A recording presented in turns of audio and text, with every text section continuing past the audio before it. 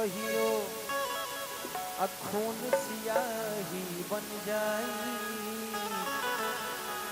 कि जब जइब शमशान घाट सब लीला खत्म हो जाई। तो कोई का कहेला कि सर पे बंधले बाड़ा पाप के गठरिया हो। नरेंद्र भैया कि सिर पे बंधले बाड़ा पाप के गठरिया हो। अरे डगरिया संभार के चलो। लेकिन हमने क्या कहे के बाद अरे कि चलत डगरिया पिरा जात पाँव रे कि चलत डगरिया पिरा जात पाँव रे का दुनियों से दूर बा बलमुआ के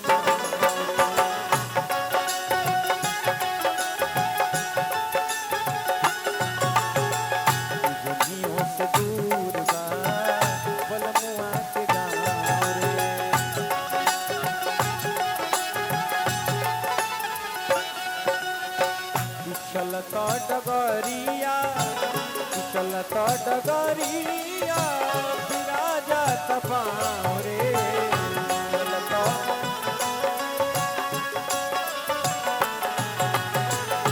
चलत डगरिया डगरिया पिरा जात पाँव रे दुनियों से दूर बा सजनवा के गाँव रे।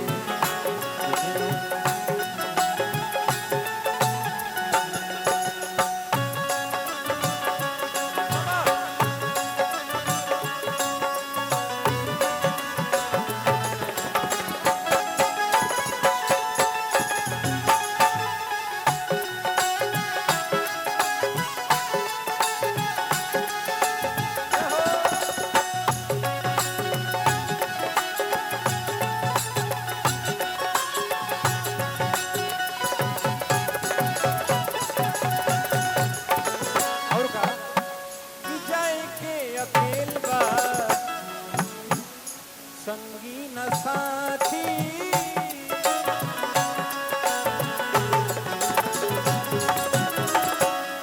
अकेले जाए के बाद ई ना कि तू हमारे संगतिया हुए भाई हम वो अब तो चलबा न संगे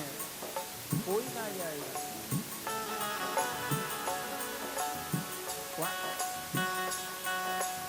एगो कहानी बा कि रत्नाकर डाकू जी वहाँ के डाकू रही सब कोई के लूटत रही घर के पालन पोषण करत रही। एक बार वहाँ के महात्मा जी मिलनी कहले कि काहे खातिर चोरी करता रहा डकैती करता रहा। तो कहले कि एकरे से हमार परिवार के भरण पोषण होला। तो कहले कि जौना परिवार खातिर तू सब कुकर करता रह उ तारा पाप में भागीदार बनी। तो कहले कि तुम जानकारी नहीं के। तो कहले जा पूछ क्या वो तो मेरा रू कहते रही कि रुआ हमरा के बियाह के लाइल बनी हमरा के पियावल रहा धर्म बा फर्ज बा। बेटा कहता कि जन्मौले बड़ा हमरा के जब ले लायक नहीं क्यों हो तब ले तक के न बाहर पाप भाई तो ही अपना माथा पर आता जाके वो साधु हो गई। सजाए के अकेला संगी न साथी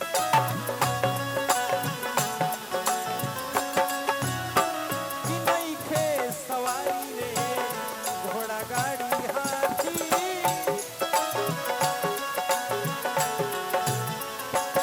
अंकुश एंटरटेनमेंट के हमारा मालिक सोना एंटरटेनमेंट के मालिक दो गो चैनल चलाओ तनी यहाँ के डबल घड़ी यहाँ के लोड बा दिव्या म्यूजिक बाप रे 3 आदमी बकाए घरे 2-3 आदमी के बाहर हरेंद्र भैया घड़ी चलाओ तारे बड़ा प्रेम करे रही बजावत लिखन हमरा ठीक लागत गाना कि जब भी मंच पर रहल बने तब बजौले बने ठीक न सका भाव बा कि जाए के अकेले बा संगी न साथी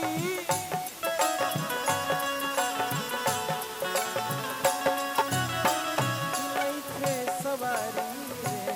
घोड़ा गाड़ी हाथी।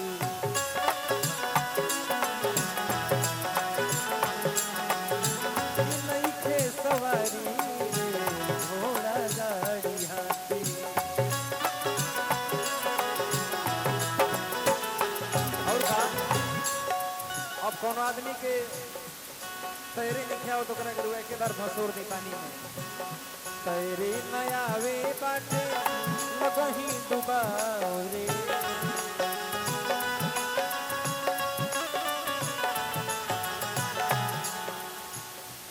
देखिए यहाँ की देख के याद पड़ गई एक दिन पापा के हम ऐसे अपन गाना सुनत रहे मोबाइल में तो यहाँ के मित्र जी हमारे कहने अरे तू काका के तो हम साल भर से गीत सुनत नहीं बड़ा अच्छा गावन अरे बीच बीच में जो बतिया तो है नो बड़ा हंसी आवेगा बड़ा मजेदार पीस के गावन है यार इनसे मिले कहा कहाँ के आऊँगा नहीं बढ़िया घर नेता कहने के यहाँ के हमारे पिताजी हैं सारी क्या भाई सही में कपड़ा पीस के यहाँ की गावत है हम कहीं चलिए आज के साक्षात यहाँ के भूभुन बना और माथा पता जाते तेरे नया वे बाटे लगही डुबाओ रे तेरे नया वे बाटे लगही डुबाओ रे दुनियों से दूर बा बलमुआ के गाँव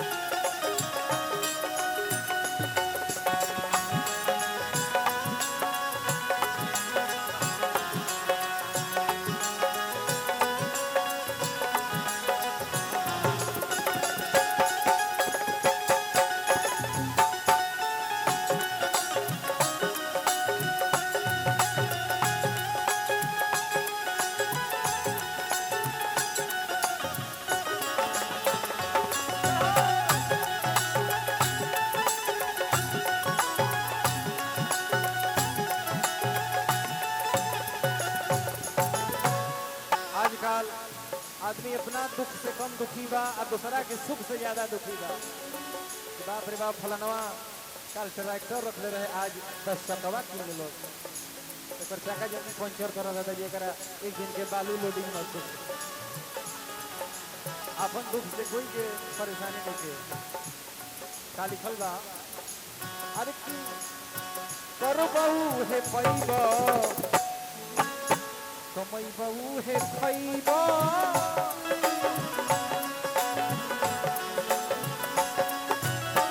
कर बहू हे पैबा कमई ब जवन खैबा अरे सती कि बसरा के देख के अनेरे पछतैबा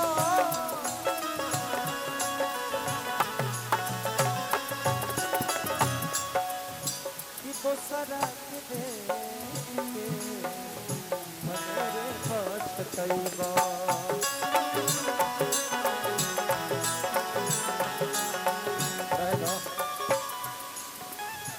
रहेगा